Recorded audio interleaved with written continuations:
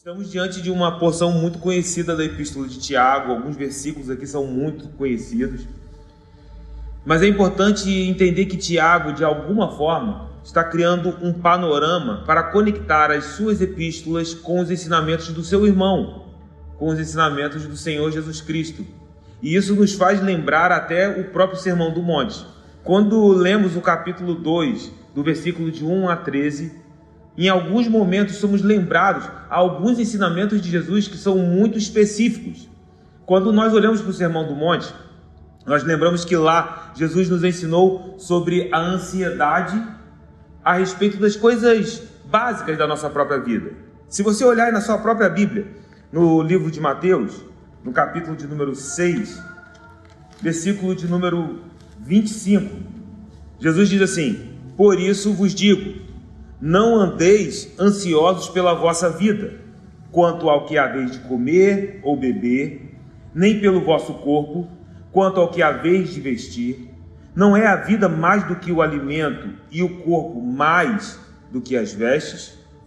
Perceba como que Jesus, ele de alguma maneira, ele está nos ensinando a confiar na provisão do Senhor para as nossas vidas. Ele está nos ensinando a descansar nele, porque se existe algo nesse mundo que tenta roubar os nossos corações, muitas vezes é a ansiedade sobre como nós vamos viver, porque uma das maneiras que esse mundo nos oferece sobre a sobrevivência é que você depende de alguns recursos naturais, e sem esses recursos você não tem como viver. E de fato esses recursos são necessários, mas precisamos entender quem é a verdadeira fonte desses recursos. E Jesus está nos ensinando sobre isso. Tiago, quando ele fala sobre riquezas, ele tem todos esses ensinamentos em sua mente. Quando Jesus está falando sobre essas coisas, ele ainda acrescenta no capítulo 6, no versículo de 27, "E qual de vós, por ansioso que esteja, pode acrescentar um côvado ao curso da sua vida? E por que andais ansiosos quanto ao vestuário? Considerai como crescem os lírios do campo, eles não trabalham nem fiam. Eu, contudo, vos afirmo que nem Salomão, em toda a sua glória, se vestiu como qualquer deles." Note que o ensinamento de Jesus prossegue, dizendo que Deus está cuidando de cada um dos seus. Os lírios simplesmente nascem e crescem, e Deus veste a cada um destes com beleza. Porque Jesus está no Sermão do Monte nos ensinando a respeito do perigo que as riquezas deste mundo podem nos oferecer. Ainda dentro desse mesmo capítulo, Jesus vai falar que ninguém pode servir a dois senhores, e quando ele fala sobre isso, ele está falando do Senhor, o nosso Pai Celestial, e está falando de Mamon. Ele personifica as riquezas a respeito da maneira como nós lidamos, onde nós colocamos a nossa confiança. E Jesus diz: olha, não é possível você servir a dois senhores, não é possível você caminhar de uma maneira onde a sua confiança no mundo espiritual está sendo colocada em dois lugares diferentes. Não existe esse tipo de caminhar para as nossas vidas. Ou nós estamos de um lado, ou nós estamos de outro lado. E aí Jesus vai falar sobre isso. Ele ensina no Sermão do Monte sobre o amor ao próximo. Todas essas coisas estão conectadas dentro do mesmo sermão. Ele vai falar sobre amar o próximo, e para que nós não tivéssemos nenhuma dúvida a respeito de quem é o nosso próximo, ele expande o conceito de amar até os nossos próprios inimigos. Então, se nós temos alguma dúvida a respeito de quem é o nosso próximo, Jesus estende isso até aqueles que vos amaldiçoam. Ele diz: se vos amaldiçoam, abençoe a estes. São seus inimigos, ore por estes. E esse é um grande desafio para nós mesmos, porque precisamos entender que para alcançar esse lugar, a nossa mente precisa ser transformada. A maneira de viver, de contemplar, precisa ser diferente. Como vemos o mundo, isso precisa ser transformado. E ainda, como nós mesmos nos enxergamos. E talvez esse seja um grande desafio. Como nós estamos nos vendo. E vocês vão entender como que isso se conecta com o ensino de Tiago. Porque se você não consegue se ver corretamente, se você não consegue enxergar a sua identidade em Deus, provavelmente você terá dificuldade de enxergar quem é o seu próximo em Deus. E o que Tiago está falando no capítulo 2 é sobre o nosso próximo. Mas se você não consegue entender quem você é em Deus, dificilmente você terá condições de ver corretamente o seu próximo. Então é necessário que a nossa mente seja transformada. Entender quem nós somos é fundamental para adentrarmos de maneira correta no capítulo 2 de Tiago. E quem nós somos? Quem é você? A Bíblia traz várias definições. Nós somos filhos, co-herdeiros com Cristo, nós somos salvos, lavados e redimidos pelo sangue do Cordeiro. Mas Paulo, quando escreve aos Filipenses, no capítulo de número 3, ele traz algo muito importante a respeito da nossa identidade em Cristo Jesus. Paulo, no capítulo 3, no versículo de número 20, ele fala a respeito da nossa cidadania celestial. Então nós somos filhos de Deus, noiva do Cordeiro, salvos, lavados pelo sangue do Cordeiro. Nós temos posições espirituais, nós estamos assentados com Cristo nas regiões celestiais, juntamente com Ele. E agora no capítulo 3 de Filipenses, no versículo de número 20, Paulo diz que a nossa pátria está nos céus, de onde também aguardamos o Salvador, o Senhor Jesus Cristo, o qual transformará o nosso corpo de humilhação para ser igual ao corpo da sua glória, segundo a eficácia do poder que ele tem de até subordinar a si todas as coisas. Então Paulo está dizendo que nós somos cidadãos dos céus. A nossa pátria está nos céus. Temos uma cidadania natural sobre este corpo. Nós somos brasileiros. Mas em nossos corações foi implantada uma identidade sobrenatural. Foi implantado em nós uma cidadania celestial que está garantida pelo Espírito Santo de Deus que habita em nós.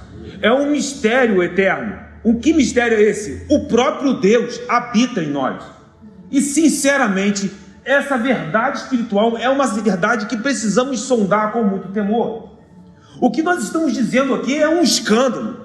Nós não podemos nos acostumar com a ideia de que Deus habita em nós e isso é uma coisa gentil. Não, isso estremece a eternidade. Eu estou dizendo que o Criador, o Todo-Poderoso, decidiu habitar em nós e nós temos um selo de promessa que foi dado por Ele, o Espírito Santo, que nos garante, que fala conosco, que está constantemente nos guiando, nos direcionando em direção à vontade do Pai, nos preparando para esse encontro, meu irmão, porque nós viveremos eternamente com Ele. Então nós temos esse passaporte de uma realidade muito maior. Nós temos o Espírito Santo de Deus, e Ele nos coloca um anseio de aguardar o retorno do nosso Salvador, porque Ele transformará o nosso corpo. Esse corpo que ainda é corruptível, esse corpo que ainda não foi completamente transformado, nós seremos transformados, nós receberemos um corpo glorificado. Sabe, e nada nessa terra, absolutamente nada pode te garantir essa promessa. Nenhum tipo de recurso natural pode te garantir o que eu estou te dizendo aqui nesta noite. Apenas o Espírito Santo de Deus pode comunicar essa verdade a nós, nos encher de fé, desse anseio de prosseguir, porque um dia este que prometeu a nós, ele é completamente fiel e cumprirá essa promessa. Então o Espírito Santo de Deus está trabalhando em nós. Eu vou dizer que os recursos deste mundo não podem nos oferecer essa transformação. As riquezas deste mundo não podem nos oferecer essa transformação. Nenhuma experiência política pode fazer isso. Nada que você tenha, seja influência, recursos, riqueza, nada pode te garantir essa transformação. E tente fazer isso de outra maneira. Tente pelas suas próprias forças. Fracassaremos. Então o ponto é que eu não posso ancorar a minha cidadania celestial em nada que é terreno, nas coisas que passam. Mas, de maneira curiosa, essas coisas que passam nos provocam tantas ilusões, nos confundem, às vezes nos fazem entender as coisas de maneira equivocada. Mas se você tem o selo do Espírito Santo, se essa é a minha e a sua dignidade em Cristo Jesus, eu te pergunto, como nós deveríamos ver essa mesma dignidade na vida dos meus irmãos. Porque quando nós falamos isso sobre nós, ficamos com os nossos corações aquecidos. Mas essa mesma dignidade que eu carrego dentro de mim está sobre a vida do meu irmão em Cristo Jesus. E aí é por isso que Tiago está falando: cuidado com a acepção. Conseguem conectar agora? Porque eu precisei fazer essa introdução. Como eu deveria ver essa dignidade, a dignidade de Cristo na vida do meu irmão, uma vez que ele também está em Cristo como eu. E eu estou sendo muito cuidadoso com as minhas palavras, porque muitas vezes nós dizemos assim: o meu irmão em Cristo. E aí quando nós dizemos o meu irmão em Cristo, muitas vezes deixamos de considerar que dizer isso é dizer que ele está no mesmo lugar que eu em Cristo, desfrutando da mesma realidade, da mesma graça, do mesmo amor, um favor que foi derramado sobre nós. Essa é a preocupação de Tiago. Tiago quer que venhamos entender que os nossos irmãos precisam ser vistos a partir desta dignidade que é recebida em Cristo Jesus. Esse é o ambiente de Tiago, capítulo de número 2, o texto que nós lemos. Porque ele começa dizendo, meus irmãos, ou seja, ele está falando para os de dentro, ele está falando para cristãos, ele não está falando para os de fora, ele está falando para a gente. Tiago está falando para aqueles que são irmãos na fé, então ele está falando para os cristãos, para a igreja, para os membros da família de Deus. E aí ele diz, não tenhais a fé em Cristo em acepção de pessoas. É assim que ele começa o capítulo 2, no versículo de número 1. O modo como Tiago adentra esse assunto deixa claro que a discriminação é inconsistente com uma vida, com uma conduta em Cristo Jesus, com uma fé verdadeira em Cristo Jesus. Esse é o ponto de Tiago. E Tiago vai bater nessa tecla mais de uma vez dentro da sua epístola. A verdadeira fé, ela está alicerçada em uma prática coerente. Na raiz de uma conduta correta, de uma conduta cristã, está a fé verdadeira. Mas uma vez que essa raiz existe, se espera de nós os frutos. Não basta apenas eu dizer, olha, eu creio em Cristo Jesus. Tiago, mais à frente, vai dizer, você crê? Então me mostre as suas obras, me mostre os seus frutos, porque é assim que eu mostro aonde está a minha raiz. Porque não basta apenas dizermos. O ponto é que às vezes alguns podem dizer aqui nesse momento, Zeca, mas eu não faço acepção de pessoas. Contudo, algumas vezes a acepção, ela vem camuflada. E esse é o maior desafio. Algumas vezes ela vem camuflada pela indiferença. Não, eu não faço acepção de pessoas, mas eu também não faço nada para que possa ajudar essa pessoa. E esse é um ponto muito sensível, porque parece haver uma tendência no homem. Há uma tendência na humanidade, nós não podemos negar isso. Se negarmos isso, estamos fechando os nossos olhos para a nossa natureza caída. Há uma tendência em nós a respeito do problema dos outros, a respeito do próximo, e principalmente dos mais pobres, dos mais necessitados. Você vai olhar e alguém vai dizer, olha, eu já tenho muitos problemas, para eu poder tentar resolver o problema do outro. Aí você vai olhar para o problema do outro e sente um desânimo, porque você tenta ajudar e algumas vezes você não consegue ver a mudança na vida da pessoa de que você está tentando ajudar. E isso vai gerando em nós indiferença, apatia, distanciamentos. São sutis. E aí a gente começa a vir para o culto, mas a gente está tudo certo, a gente está aqui, a gente está vindo, nós estamos adorando ao Senhor, e Tiago está dizendo, tem algo a mais que precisa ser feito. E isso nos confronta, porque se ficarmos nesse lugar de distanciamento, de apatia, isso não nos levará a um evangelho verdadeiro, porque ficaremos no nível das palavras. Eu vou dizer, é até difícil você pregar uma palavra dessa se você não buscar viver. Como que você sobe num altar para pregar Tiago, capítulo de número 2, se você não estiver lutando para viver essa palavra? E eu não me julgo ter alcançado isso, mas eu entendo que precisamos lutar com essa palavra. Basta olhar para o modo como que Jesus vivia. Esse é o evangelho que nós precisamos buscar, caminhar, colocar em prática. Precisamos olhar para Jesus. E quando o Tiago fala sobre a fé em nosso Senhor Jesus Cristo, ele diz: o nosso Senhor Jesus Cristo é o Senhor da glória. É literalmente o nosso Senhor Jesus da glória. E quando eu li esse versículo, eu vou ser muito sincero a vocês, eu pensei que eu não ia conseguir continuar a fazer as minhas anotações, porque naquele momento o Espírito de Deus veio até mim e ele me perguntou: Zeca, o que é minha glória para você? Eu percebi que eu não tinha palavras para descrever. Eu fiquei parado. Naquele momento, eu fui completamente confrontado. Tente dizer para você mesmo, ou melhor, diga para o Senhor o que é a glória dele. Diga isso para ele agora.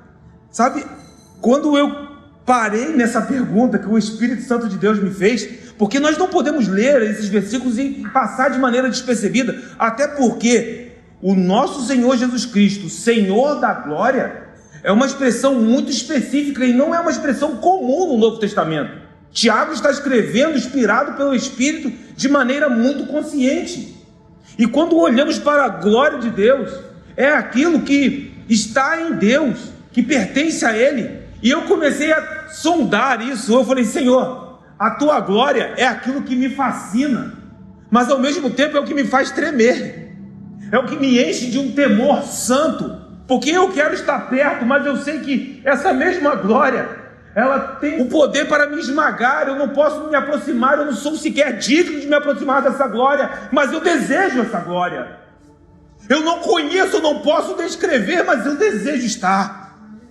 E eu fui confrontado. Nesse momento as minhas lágrimas caíam, porque eu entendi que é neste lugar onde que verdadeiramente eu me rendo ao único Deus, que de eternidade em eternidade é o único, e que nunca houve, não há e jamais haverá alguém que possa ser uma sombra de comparação com quem de fato Ele é. Esse é o nosso Deus, o nosso Senhor Jesus, o Senhor da glória. E quando olhamos para o Antigo Testamento, essa glória estava conectada com manifestações visíveis. Em Êxodo, no capítulo 40, versículo de número 34, o povo já estava na peregrinação no deserto, mas uma marca do tabernáculo de Moisés era a presença manifesta. Então a nuvem cobriu a tenda da congregação e a glória do Senhor encheu o tabernáculo. Moisés não podia entrar na tenda da congregação, porque a nuvem permanecia sobre ela e a glória do Senhor, perceba isso, a glória do Senhor enchia o tabernáculo. Glória essa que, quando manifesta, é tão poderosa que sequer podemos nos mover. Moisés sequer podia entrar no tabernáculo, porque a glória enchia o tabernáculo e Moisés não tinha como adentrar naquele lugar. É desta glória que Tiago está falando, porque às vezes lemos nosso Senhor Jesus, o Senhor da glória, é o Senhor desta glória que precisa nos fazer tremer. É desse Senhor que, em quem temos fé, que Tiago está dizendo: não tenham fé nele em acepção de pessoas. Alguém cuja glória, quando se manifesta e enche um lugar, sequer podemos continuar de pé. Ezequiel viu essa glória no capítulo de número 1, quando ele estava às margens do rio Quebar. Ele viu essa glória indo até ele, porque a glória se manifestava no templo, mas o povo havia sido levado para o cativeiro, uma terra onde havia idolatria, uma terra improvável, nos lugares mais improváveis. Assim o Deus Todo-Poderoso está agindo, não há limite para o nosso Deus. E então, lá em Quebar, uma colônia na Babilônia, uma colônia de cativos, de prisioneiros, naquele lugar, Ezequiel vê a glória do Senhor. A aparência da glória do Senhor era como de um arco que é pendurado na nuvem em dias de chuva. Do que Ezequiel está falando? Ezequiel está falando do arco-íris. Se você quiser, olhe na tua Bíblia. Ezequiel capítulo 1, versículo de número 28. Ele tem a revelação da glória de Deus. E ele vê que a aparência dessa glória é como o arco pendurado. O arco numa nuvem é o arco-íris. E esse é o memorial de que a justiça nos dias de Noé foi cumprida. A justiça nos dias de Noé foi saciada. E por isso o arco estava pendurado, porque a justiça agora estava cumprida. Essa é a aparência da glória de Deus. E aí, quando olhamos para tudo isso, sentimos o nosso coração queimar. Mas eu quero ir além com vocês, porque esta é a glória de Deus. Ezequiel viu a aparência da glória de Deus, a aparência da glória que, quando encheu o tabernáculo, Moisés sequer pôde entrar no tabernáculo. Mas eu quero te dizer que quando olhamos para Hebreus, capítulo de número 1, versículo de número 3, o autor de Hebreus nos diz que ele quem? Jesus, é o resplendor dessa glória. Peraí. Quando olhamos para Jesus, nós estamos vendo o esplendor dessa glória. E Ele está aqui nessa noite conosco. Percebe o quanto precisamos avançar em fé? Porque essa é a glória que encheu o tabernáculo. Essa é a glória que Ezequiel contemplou na Babilônia, às margens do rio Quebar. Mas quando olhamos para Jesus, Ele é o resplendor dessa glória. Da glória cuja aparência é de um arco, que nos lembra que toda a justiça foi cumprida. E nós sabemos que essa justiça foi cumprida na cruz do Calvário. É sobre Ele que Tiago está falando. Ele é o Senhor da glória. É uma glória que em Jesus nós podemos contemplar. Ele apresenta a nós de maneira quase cegante essa glória. João 1. E vimos a glória do unigênito do Pai. É essa glória que precisa ofuscar as nossas vidas, os nossos olhos. Precisamos olhar e reconhecer que é essa glória que fez Saulo cair ao chão. É essa glória que nos faz tremer. É essa glória que nos coloca no lugar correto. Porque somente um é digno de toda a honra, de toda a glória e de todo louvor pelo século dos séculos. É dessa glória que nós estamos falando. E é através de Jesus, o nosso Senhor. E é através dessa presença esta que está aqui conosco, presença esta que é compartilhada com a igreja do Senhor, porque Ele é a cabeça e nós somos o corpo. É através dessa presença que esta glória, a glória de Deus está de fato enchendo a terra, está enchendo os lugares que estão em escuridão. Essa luz está enchendo a terra e cremos que o conhecimento da glória de Deus cobrirá a terra como as águas cobrem o mar. Ele é o Senhor da glória. Mas aí eu pergunto a vocês, por que Tiago usa essa descrição de Jesus, de Senhor da glória? Por que ela é tão importante para Tiago, capítulo de número 2? Porque nós fomos destinados a essa glória. Nós vamos nos encontrar com essa glória de maneira plena. Nós já experimentamos ela verdadeiramente, mas há aumento dessa glória para as nossas vidas. Porque um dia o nosso Salvador, Ele voltará. Nós aguardamos dos céus o nosso Salvador. Vem, Jesus, Maranata, vem. Nós receberemos um corpo glorificado. Por isso isso é tão importante, porque este Rei da Glória está voltando. E isso é um lembrete muito apropriado. Se você entende que o Rei da Glória está voltando, e Tiago está dizendo, não tenhais a fé em nosso Senhor Jesus Cristo, o Senhor da Glória, em acepção de pessoas, é porque Ele está olhando para as pessoas, para os seus irmãos, e está preocupado. Como podemos dar tanta glória para coisas que estão passando? Porque é por isso que fazemos acepção, porque estamos confusos e atribuímos glória àquilo que não é devido. Começamos a atribuir às pessoas, a seres humanos, glória baseados apenas nas aparências externas. Esse é o ponto de Tiago, porque a palavra grega aqui de acepção, ela tem em seu sentido literal escolher a face, porque ela é uma palavra composta, é uma palavra grega composta, e uma das palavras que compõe esse verbo é lambano, que quer dizer pegar tomando consideração.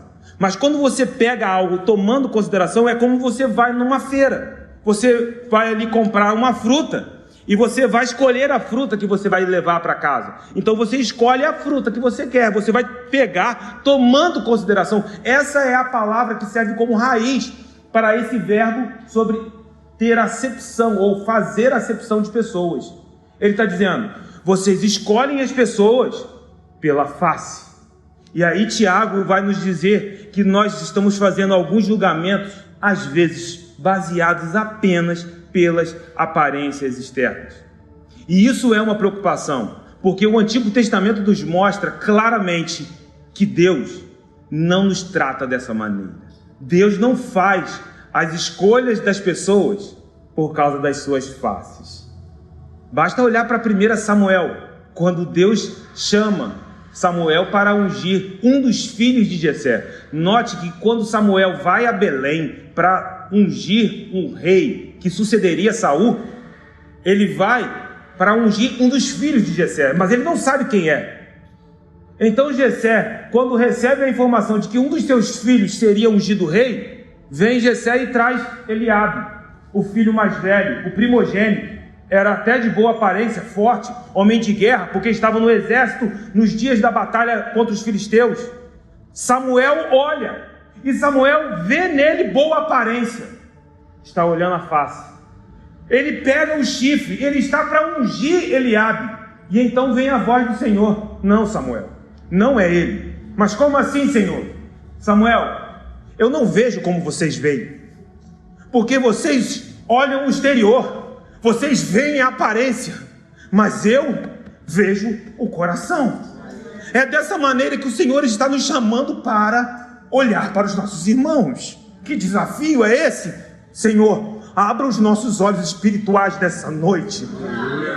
Eu sinto aqui um avanço sobrenatural para que possamos ir além das aparências, porque o nosso Deus quer que nós venhamos aprender com Ele, imitando a Ele, a não fazer os nossos julgamentos meramente fundamentados nas aparências. Na verdade, isso era uma ordenança, isso estava na lei.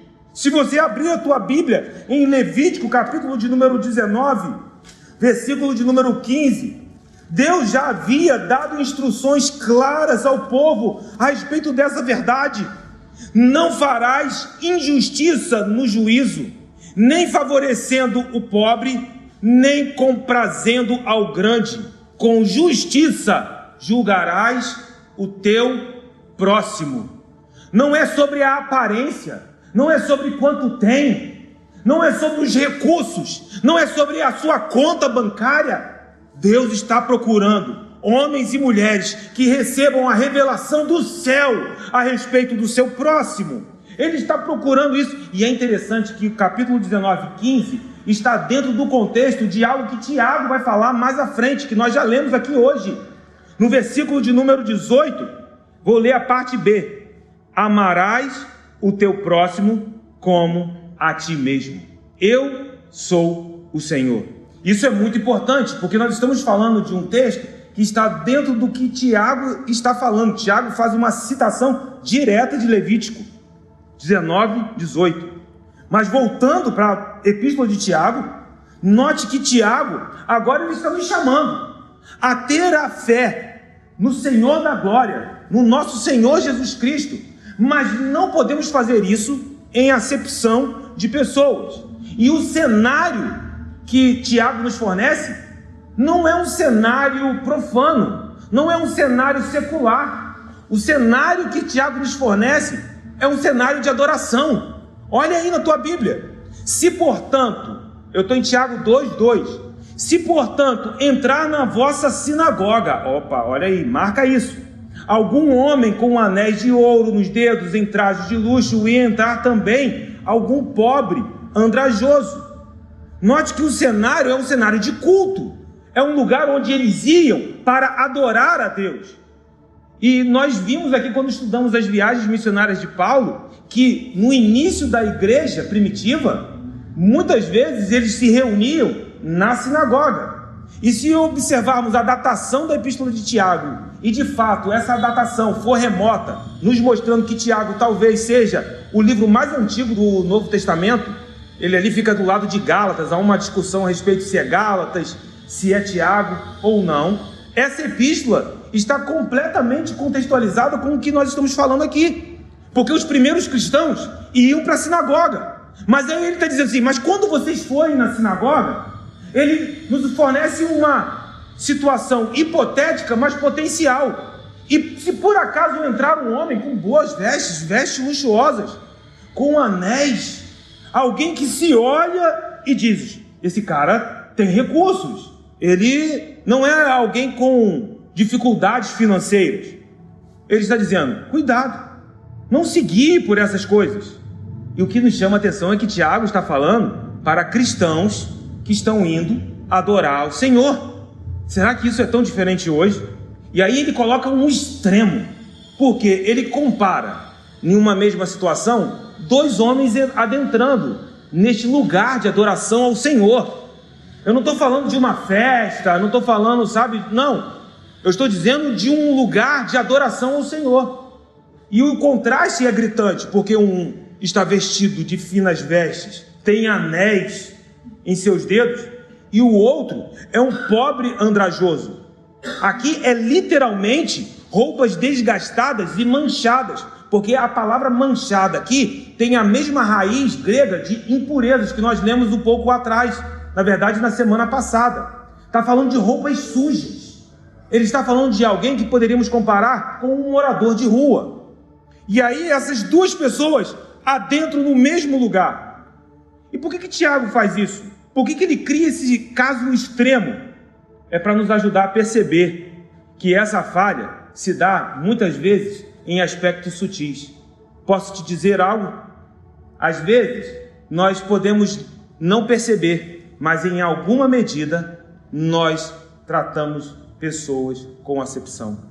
Em alguma medida. É necessário pedir ao Espírito para avançar. E essa é a minha oração. Eu vou dizer que durante todo este meu dia, cara, eu fui completamente confrontado, porque eu percebi que algumas vezes os nossos ouvidos estão entupidos. O Espírito está falando, mas os nossos ouvidos estão entupidos, nós não estamos conseguindo ouvir. E eu falei, Senhor, abra os meus ouvidos para que eu possa ouvir a Tua voz, para que eu não seja enganado pelos meus próprios olhos.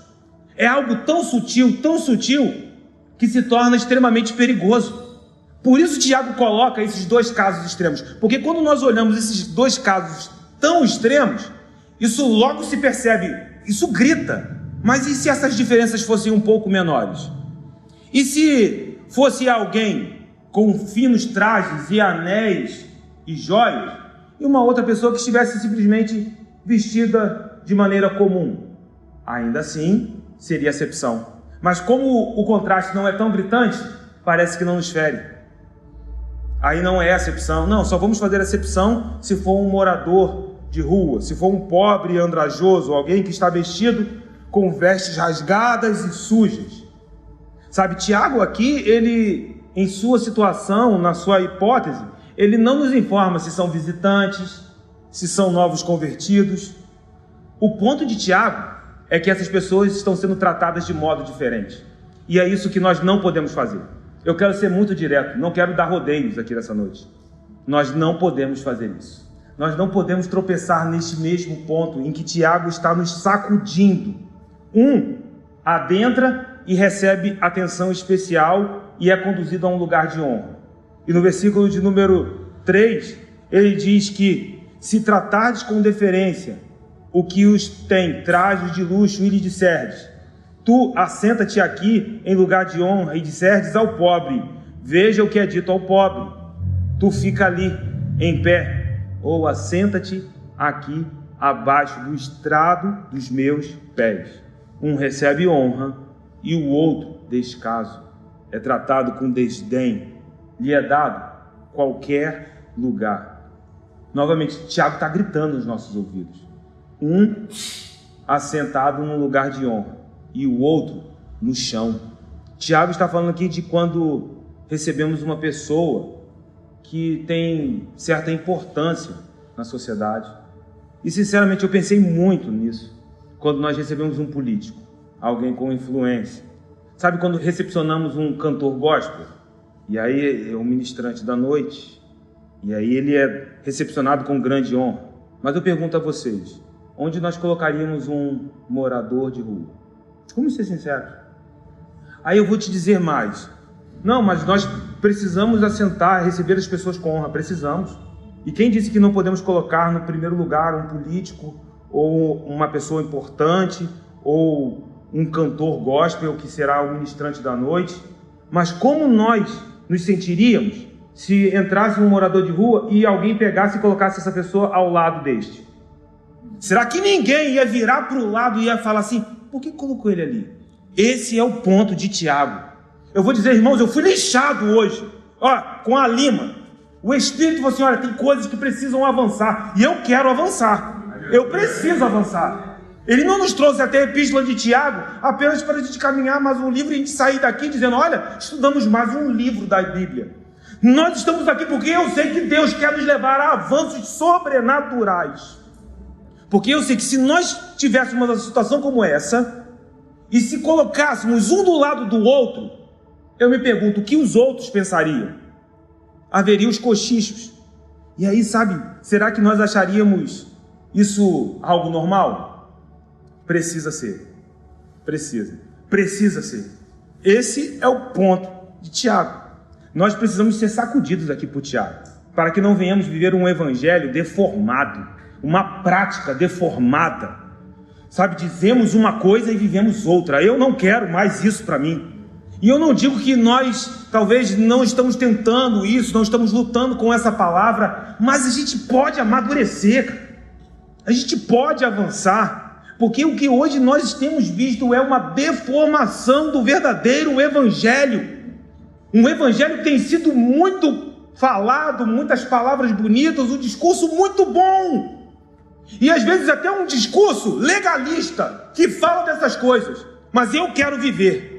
Aí o pessoal fala, porque Tiago é muito prático. Tá aí, aperta o cinto.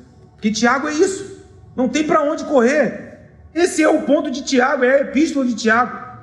Sabe, óbvio que Tiago não está dizendo aqui de alguém, por exemplo, alcoolizado, que está falando. Não é o ponto de Tiago. Tiago está falando de duas pessoas que querem ouvir a palavra de Deus. De duas pessoas que querem adentrar pelas portas da casa do Senhor para encontrar aquele que nos encontrou. É nesse lugar. E aí no capítulo 2, versículo 4 de Tiago, ele diz, não fizeste distinção entre vós mesmos? Se vocês fizeram essa separação, vocês não se tornaram juízes, tomados por pensamentos perversos?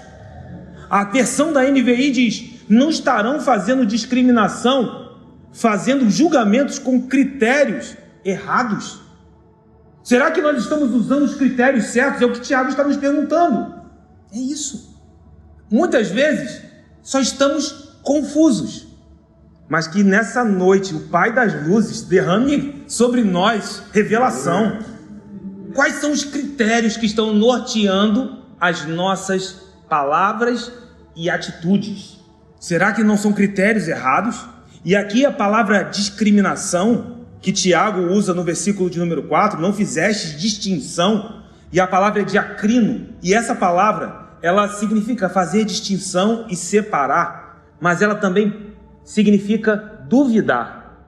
Ou seja, quando nós olhamos para alguém, em nossa mente, nós começamos a duvidar de quem ela é, para fazer essa acepção. Olhamos e não conseguimos distinguir.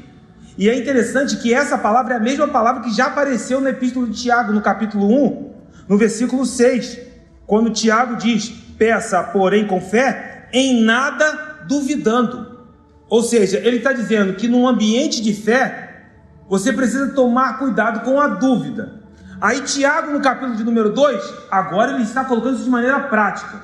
Tenhais a fé em nosso Senhor Jesus Cristo, Senhor da glória. não fazendo essa acepção, porque essa distinção é esse diacrino, é essa dúvida que está dentro da nossa mente. E quando Tiago escreveu no capítulo 1, versículo 6, ele estava falando do nosso relacionamento com Deus, mas ele diz que essa mesma mente, que não pode ser uma mente dividida, ela também está engajada no nosso relacionamento com os nossos irmãos. Por isso ele está dizendo, vocês não fizeram discriminação dentro de vós mesmos? Porque aqui é uma dúvida que nós carregamos. Tiago está dizendo que essas divisões impróprias entre ricos e pobres, essas divisões impróprias que estão baseadas apenas nas aparências, elas são divisões impróprias que já estão aqui, na nossa mente. Por isso, nessa noite, a gente precisa da mente de Cristo, porque se a nossa mente não for renovada, nós continuaremos fazendo acepção de pessoas. Então não é sobre ser bom, é sobre receber a mente de Cristo para ver como Ele está vendo. Esse é o nosso ponto nesta noite. As nossas mentes, elas estão divididas, por isso as nossas condutas são divididas. Não há outro caminho, estamos usando os critérios errados. E aí no capítulo 2, versículo 5, ele diz: ouvi, meus amados irmãos, não escolheu Deus os que para o mundo são pobres, para serem ricos em fé e herdeiros do reino que ele prometeu aos que o amam? Olha o que Tiago está dizendo. Esse tipo de mente dividida é um erro. Esse favoritismo é um erro. Por quê? Primeiro, porque contraria a atitude do próprio Deus. Como assim, Zeca? Deus, quando Ele olha, Ele não faz essa acepção. Ele escolhe os pobres em sua eleição graciosa para a salvação. Ele escolhe os humildes. Só o fato de uma pessoa receber a Jesus deveria nos fazer pensar um pouco. O que é um mendigo aceitar a Jesus Cristo? É um homem que está recebendo o maior tesouro que a eternidade pode oferecer. Mas nós não consideramos isso, porque nós somos o vaso de barro, e é o tesouro do céu que enche esse vaso. É sobre o conteúdo, não é sobre a aparência. E aí, se Deus escolhe uma pessoa como essa para entregar o maior tesouro, por que nós vamos fazer acepção de onde essa pessoa pode ou não se assentar? Esse lugar é um lugar que desafia a nossa mente.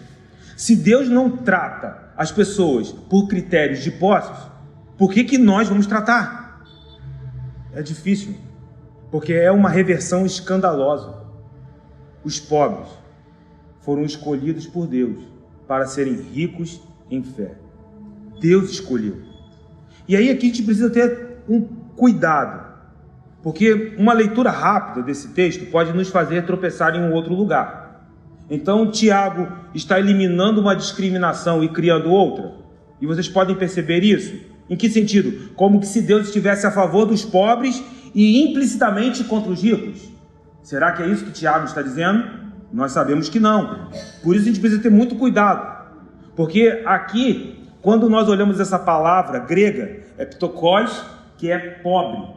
E aí essa palavra tem o sentido de qualquer coisa, num sentido de pobreza, no sentido de não ter recursos financeiros, mas também de não ter tido uma boa educação por não poder ir a uma boa escola, qualquer coisa que aponte para a falta de recursos, a impotência de poder comprar algo, de ter algo.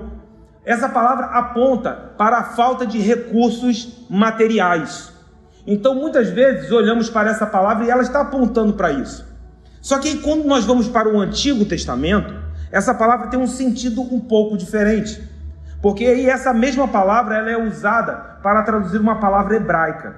E aí isso é muito importante, porque quando Jesus fala no Sermão do Monte, ele diz assim: bem-aventurados os pobres. E aí, de que pobreza Jesus está falando? Ele está falando de uma pobreza financeira, ou ele está falando de outro sentido de pobreza? Porque no Antigo Testamento, pobreza, a palavra significava mansidão, humildade, reconhecer total dependência do Senhor, aquele que espera unicamente na salvação do Senhor. Isso no Antigo Testamento, mas a gente está falando do Novo Testamento, que foi escrito em grego. Então esses dois sentidos de alguma maneira se aproximam. Então a gente precisa olhar e entender que essas duas nuances, esses dois significados agora se misturam. Então quando Tiago está falando sobre isso, ele está falando de um sentido material, sim, mas ao mesmo tempo ele tem em sua mente, até porque a mente de Tiago é a mente de um judeu que conhece o Antigo Testamento, ele está falando também dessa dependência do Senhor. Então não é simplesmente uma pobreza de ausência de riquezas, mas ele está falando também de uma humildade, de uma dependência do Senhor. Esse é um ponto, porque muitas vezes, meu irmão, você pode encontrar uma pessoa que não tem muitas coisas, tem poucos recursos, eu ia dizer nada, mas eu acho que isso é muito forte.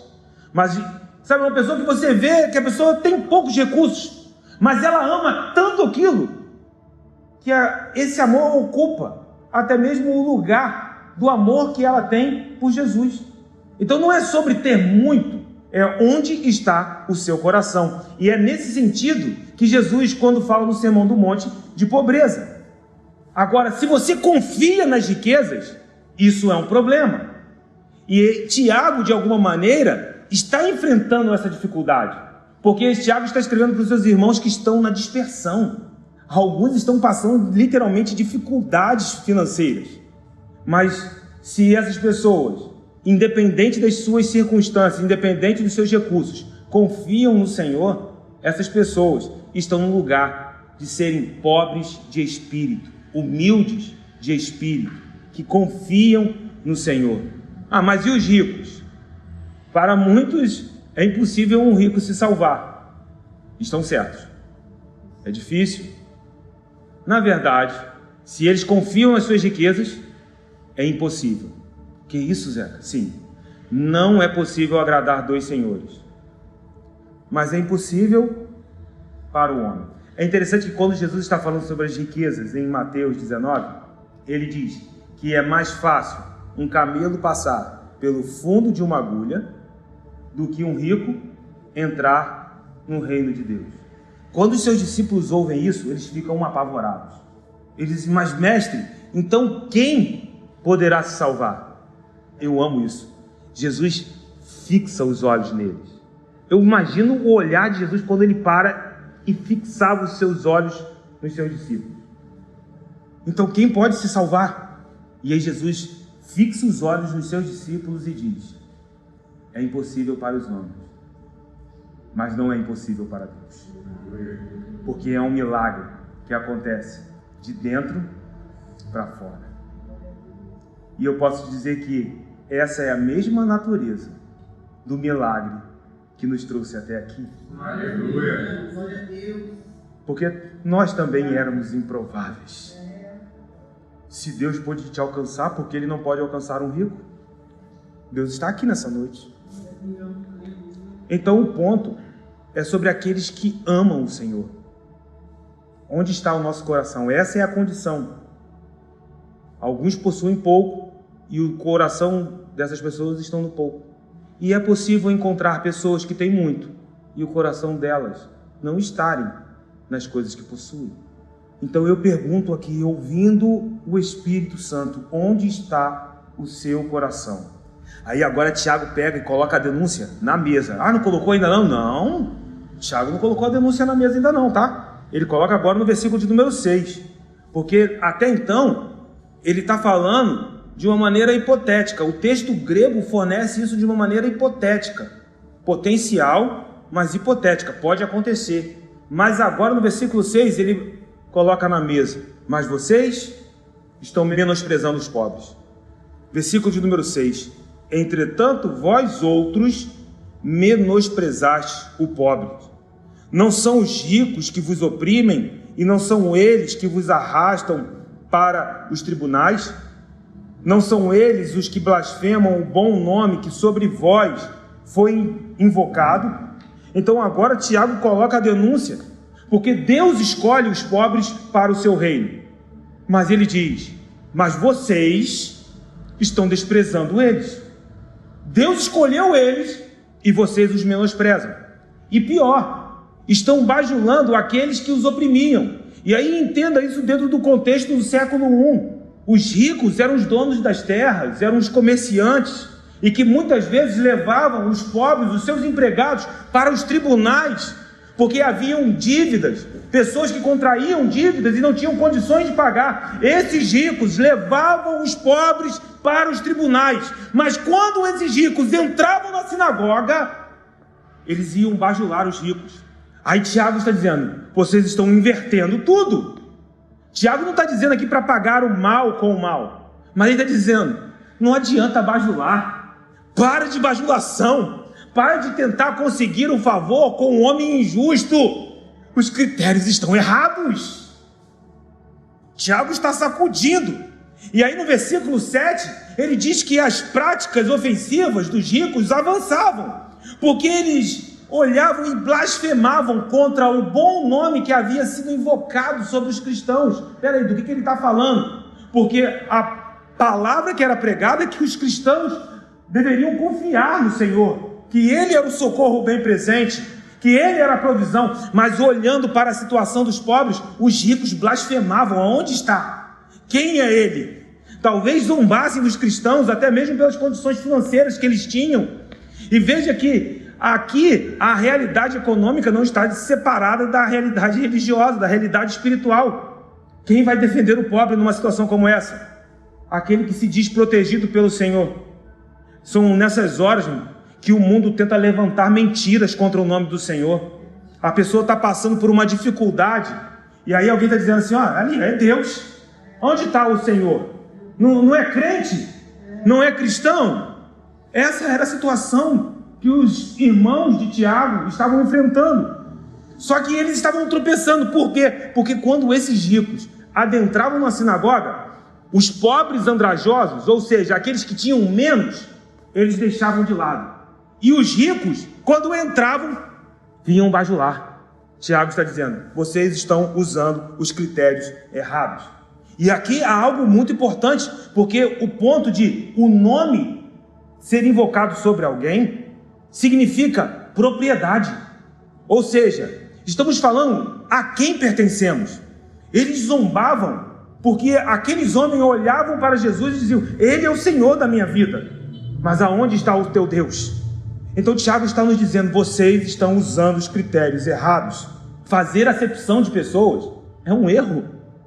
Por quê? Primeiro, porque Deus tem consideração pelos pobres.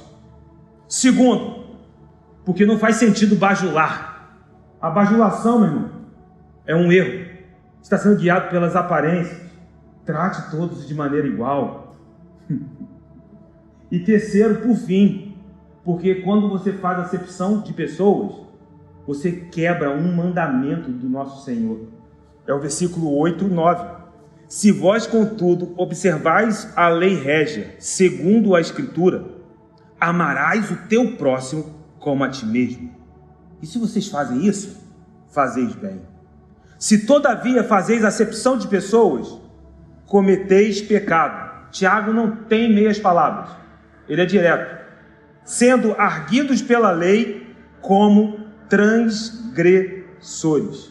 A lei régia, na minha Bíblia é a lei régia, e é no sentido de verdadeira, mas também como a fonte que vem de um rei. Ou seja, quando ele diz a lei real, não é simplesmente só no sentido de ser verdadeira, mas ela tem o significado de uma fonte real. Ela vem de um rei, é um decreto real, é uma lei do reino. Então, que lei é essa? Nós estamos falando de uma lei que foi declarada não somente por Moisés na lei, na Torá, mas que o próprio Senhor Jesus trouxe, quando ele colocou isso como o resumo de todos os mandamentos, juntamente com amarás o Senhor teu Deus com toda a tua força, com toda a tua alma, com todo o teu entendimento, com todo o teu coração.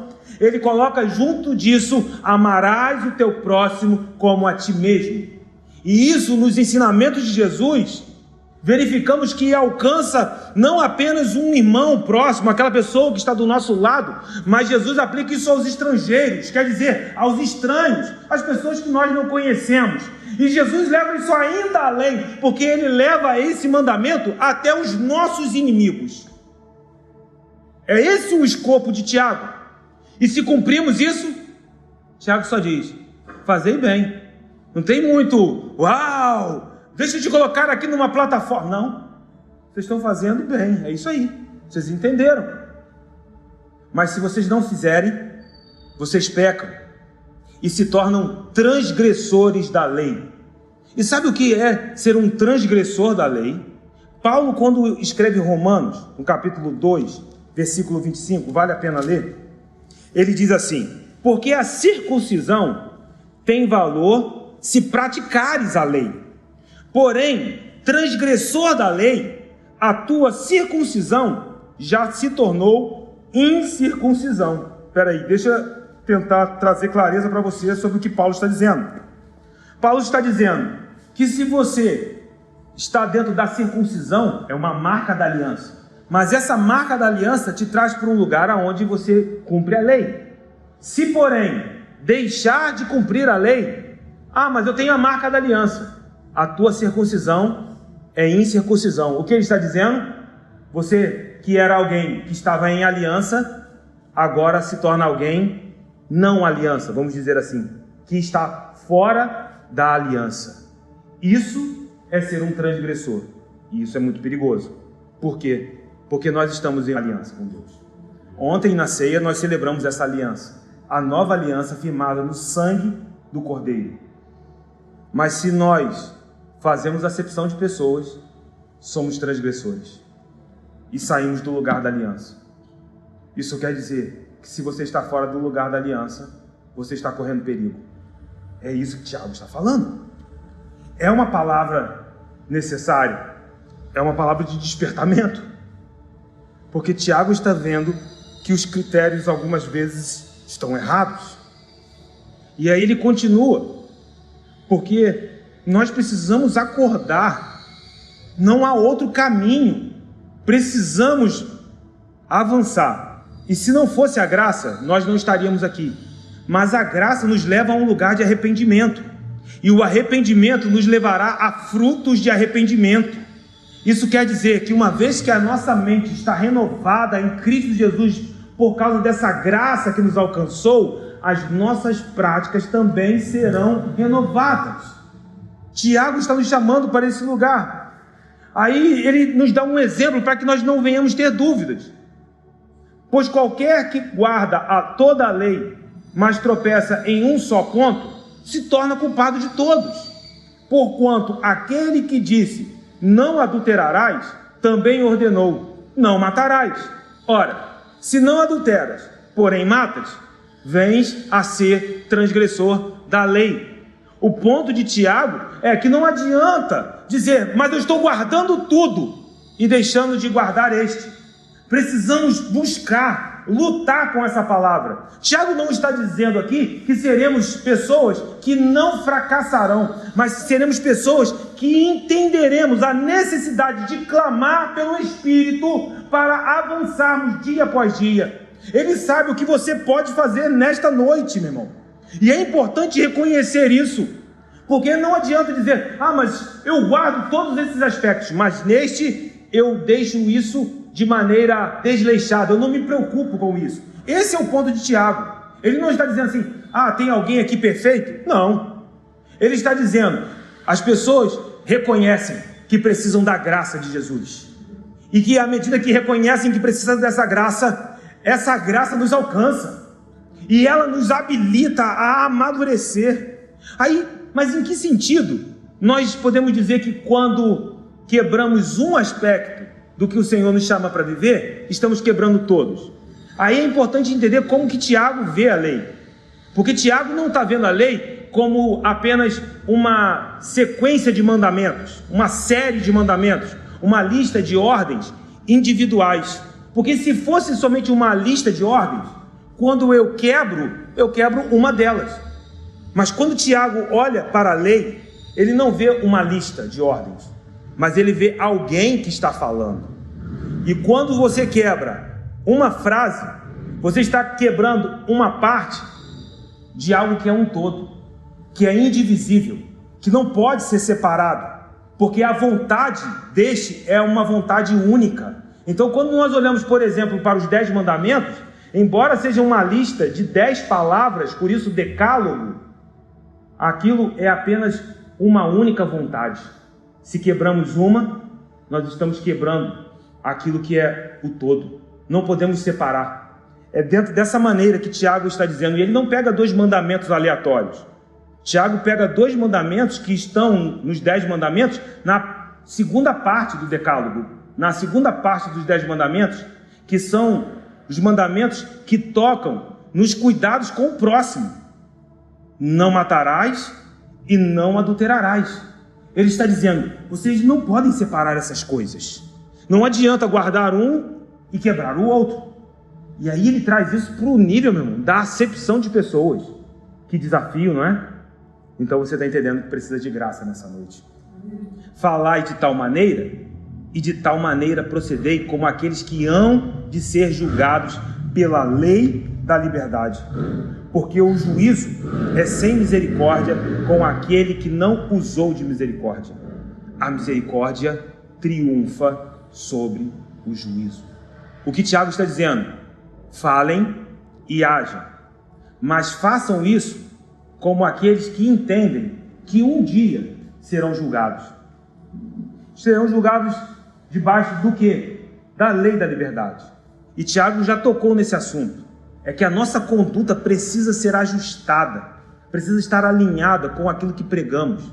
Não pode estar desconectada, mas a nossa conduta aqui está alinhada com o que pregamos, mas os nossos olhos estão no futuro, porque um dia haverá um julgamento escatológico.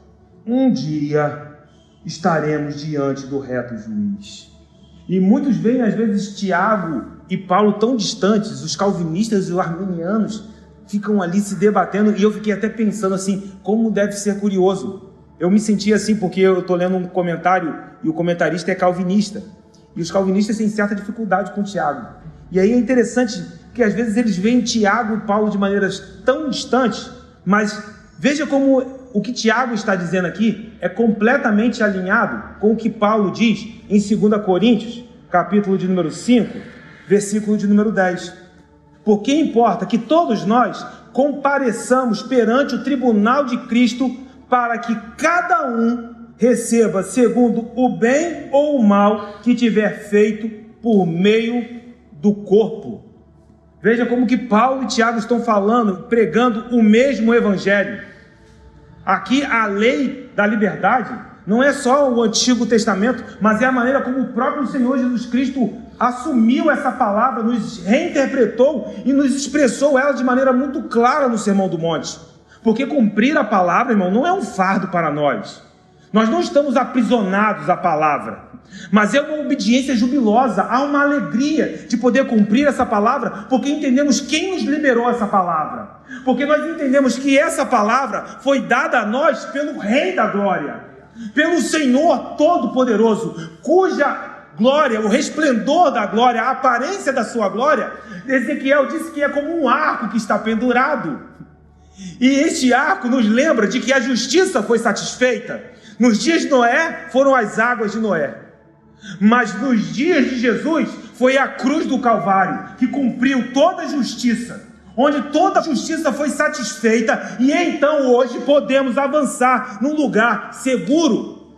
É a palavra que foi implantada em nós, meu irmão. Nós podemos sim amadurecer nesta área, nós podemos tratar as pessoas de maneira com mais igualdade, olhando para elas como pessoas que foram salvas, outras que nós não sabemos, mas Deus vai levar essa pessoa, vai salvar, não vai. Não é sobre o que nós pensamos, meu irmão, mas é sobre o que Deus pensa a respeito daquela pessoa.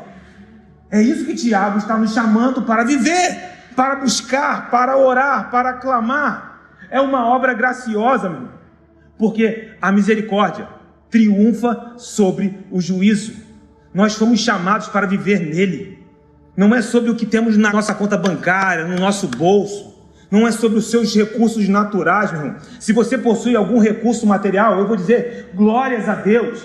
E essa glória pertence a Cristo Jesus, deve estar unicamente em Cristo. E é nele que nós devemos construir toda a nossa vida. Mas ele está nos chamando para algo que está além dos seus recursos naturais nesta noite. Porque quando ele escreve a igreja de Laodiceia, a igreja de Laodiceia se achava rica. Eles se achavam os poderosos, que podiam ter todas as coisas. Se achavam aqueles que estavam em outro patamar. Mas aí Jesus olha para essa igreja e diz: vocês se acham ricos, mas são pobres, nus e miseráveis. Só que o que me assombra é que Jesus olha para alguém que é pobre, nu e miserável. Aí ele diz: então comprem de mim ouro. Se tu é pobre, como que você vai comprar ouro dele? Se você é miserável, como que você pode comprar ouro dele? A não ser que a moeda seja outra. Que Jesus esteja falando de outra economia, que não é a economia desta terra, mas que é uma economia celestial, onde nós fomos graciosamente enriquecidos, meu Deus, para nos aproximar dele e receber um acesso de misericórdia, onde você tem um relacionamento com ele e pode ter os seus olhos abertos, onde você pode avançar em intimidade com ele, e não só em intimidade, mas também em amizade. A acepção de pessoas, irmão, é o oposto da misericórdia que nós recebemos. Mas que nesta noite possamos sentir o frescor desta misericórdia sobre nós, porque o arco está pendurado. Este é o Senhor da glória. Esta é a misericórdia que nos alcançou. E quando nós somos misericordiosos, meu irmão, ele diz: alcançarão misericórdia. Alcançaremos misericórdia. É com a base em nossa fé nele, essa união com ele. Estamos com Cristo. É nessa união com ele que podemos avançar para amadurecer, ter os nossos olhos espirituais abertos. Meu irmão, e eu saio dessa noite aqui para viver isso. Eu já tenho ouvido testemunhos, eu estava aqui cedo e glórias a Deus, obrigado por compartilhar, minha irmã. Nós já temos ouvido testemunhos do poder da palavra que está nos transformando aqui, e eu creio que nós avançaremos ainda mais, que as nossas práticas sejam renovadas para a glória do nome do nosso Deus.